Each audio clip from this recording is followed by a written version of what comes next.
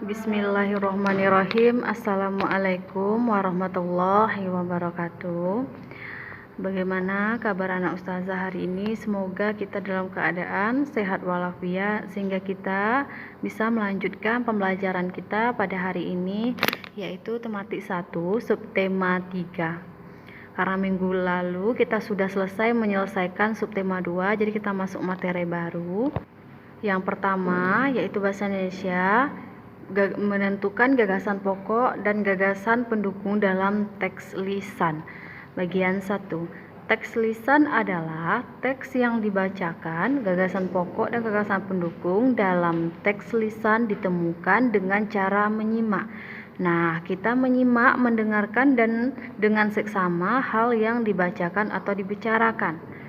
Itu artinya kita harus memahami dari yang kita simak. Jadi lisan artinya itu kita bicara langsung, kita bicara bagaimana gagasan pokok dan gagasan pendukung yang kita temukan. Kemudian selanjutnya di sini ada ustazah tampilkan contoh. Ananda bisa baca sendiri contohnya. Kemudian dari contoh teks ini, gagasan pokoknya adalah makanan tradisional Indonesia mampu menarik wisatawan. Nah, itu gagasan pokoknya. Yang mana di gagasan pokoknya tersebut yaitu ada kalimat utama yang saya tampilkan. Nah, itu gagasan pokoknya ada di kalimat utama. Kemudian selanjutnya di sini yang kedua itu ada gagasan pendukung. Ini ada 3 paragraf yang berdasarkan gagasan pendukung, yang mana gagasan pendukung ini terdapat pada kalimat penjelas. Nah, di sini ada saya tampilkan makanan tradisional khas daerah dapat memanjakan wisatawan. Itu sebagai kalimat penjelas. Yang kedua, makanan tradisional memiliki beragam jenis, rasa, dan penyajian. Dan yang ketiga, gagasan pendukungnya, jenis makanan tradisional berupa makanan utama hingga kudapan. Nah, ketiga ini merupakan gagasan pendukung yang ada di kalimat penjelas. Nah, ini tulisannya ustazah tandai warna biru kalimat penjelas ya. Kemudian selanjutnya kita masuk IPS, makanan tradisional sebagai identitas bangsa Indonesia. Indonesia kaya akan keragaman budaya, salah satunya berupa makanan tradisional. Makanan tradisional artinya makanan yang terdapat di suatu daerah yang mana makanan tersebut merupakan ciri khas dari daerah tersebut. Nah, itu merupakan makanan tradisional dan setiap daerah berbeda. Di sini ustazah tampilkan gambarnya. Kemudian di sini ustazah buat contohnya. Yang pertama, nasi timbel itu dari Jawa Barat. Nasi yang dibungkus di daun pisang. Beras yang digunakan adalah beras bangkoto, yaitu beras merah dan campuran. Nah, kemudian yang ketiga, cara membuatnya itu nasi timbel terdiri dari nasi, ikan goreng, tempe, sambal terasi, dan lalapan. Ini ustazah tampilkan contohnya di video, Ananda bisa lihat semuanya. Kemudian yang kedua ada nasi jinggo Bali, yang mana ini nasi pulen yang dibungkus daun pisang dengan porsi kecil, dilengkapi dengan mie goreng dan suiran ayam pedas. Di sini ada contohnya, Ananda bisa lihat di video ini. Kemudian yang ketiga ada papeda, yaitu berasal dari Papua. Ini adalah makanan khas tradisional Papua, yang mana papeda terbuat dari bubur sagu.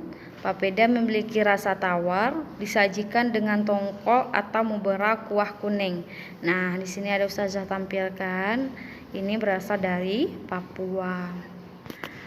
Kita lanjut, yaitu makanan ciri khas lainnya, yaitu dari Sulawesi Utara, yaitu bubur Manado. Bubur putih yang berisi campuran jagung manis, labu, kangkung, bayam, dan kaldu ayam. Kemudian bubur Manado ini juga dapat disajikan dengan suiran ikan dan cakalang goreng. Nah, ini ada tampilannya di video ustazah tampilkan. Anak-anak ustazah boleh lihat. Ini adalah makanan ciri khas dari Sulawesi Utara. Selanjutnya pembelajaran IPA, yaitu pemantulan dan penyerapan bunyi. Bunyi dapat dipantulkan jika mengenai benda keras seperti kaca, dinding, dan logam. Nah, dinding yang terbuat dari susunan batu bata dan semen dapat memantulkan bunyi.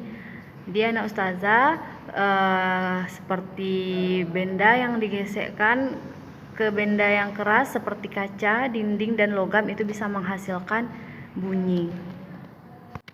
Kemudian bunyi dapat diserap jika mengenai benda lunak seperti karpet, karet, busa, dan kertas. Ini penjelasannya, ada ustazah lihat tampilkan videonya.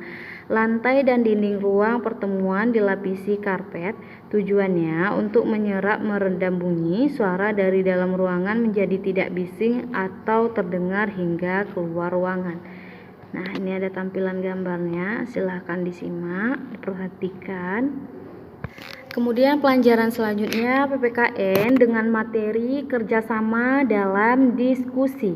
Diskusi adalah pertemuan beberapa orang untuk bertukar pendapat mengenai suatu hal.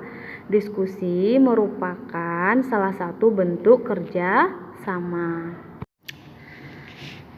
Nah, di sini yang pertama dalam bentuk diskusi kerjasama yaitu kita harus menghormati pendapat orang lain. Kemudian setiap pendapat memiliki kelebihan dan kekurangan. Dan yang ketiga, saling menghormati perbedaan pendapat. Nah, dalam kerjasama yang namanya diskusi, kita tidak boleh mengutamakan pemikiran dan pendapat kita, tetap harus mendengar pendapat orang lain agar terciptalah diskusi yang bentuknya sempurna. Jadi, dalam diskusi ini kita harus memperhatikan yang di sekitar. Kemudian selanjutnya adapun manfaatnya, yang pertama yaitu terciptanya kerukunan dan kebersamaan. Yang kedua, menambah pengetahuan. Ketiga, permasalahan lebih mudah diselesaikan. Yang keempat, kita akan dihormati orang lain. Yang kelima, menghasilkan kesimpulan yang adil. Nah, kelima ini adalah manfaat yang kita dapatkan saat berdiskusi dalam bekerja sama. Kemudian selanjutnya kita pembelajaran SBDP yang mana materinya menari dengan iringan alat musik. Perlu anak ustazah ketahui, faktor pendukung tari itu adalah lagu dan alat musik. Lagu biasanya diiringi dengan alat musik tradisional. Alat musik disesuaikan dengan lagu yang ada.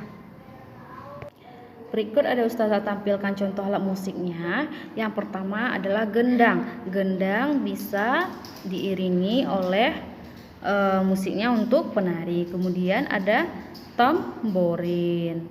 Ini ustazah tampilkan. Yang ketiga ada marakas. Yang keempat ada gamelan. Kemudian di sini contoh iringan alat musik untuk mengiringi lagu lir-ilir.